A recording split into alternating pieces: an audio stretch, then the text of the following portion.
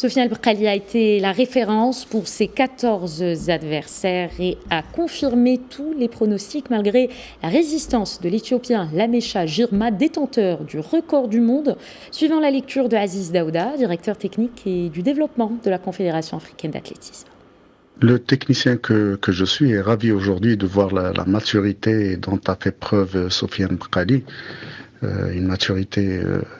qui laisse comprendre qu'il est définitivement parmi les plus grands coureurs de l'histoire, les plus grands coureurs marocains, mais aussi les plus grands coureurs au niveau mondial. Je pense qu'il a fait montre d'une capacité d'autocontrôle invraisemblable,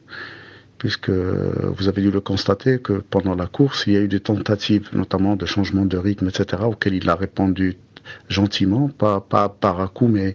progressivement, sans perdre à aucun moment la confiance en sa stratégie, qu'il a certainement mûri avec son entraîneur qui est aujourd'hui l'un des meilleurs du monde aussi, Sitt Msani. Et là, je pense qu'on retrouve un peu toute la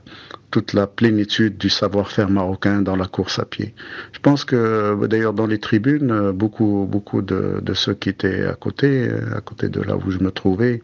étaient stupéfaits, regardaient avec beaucoup d'admiration ce que faisait Bakkali et la façon dont il a maîtrisé sa course de bout en bout. Et surtout que tout le monde attendait à ce qu'il fasse son démarrage qui est devenu sa signature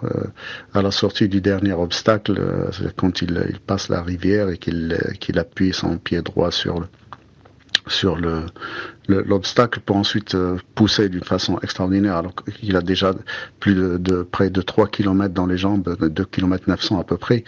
et qu'il arrive à pousser avec une telle puissance et à gagner quelques 2, 3, 4, voire 5 mètres sur un espace très réduit. C'est ce qui fait que la différence avec les autres coureurs et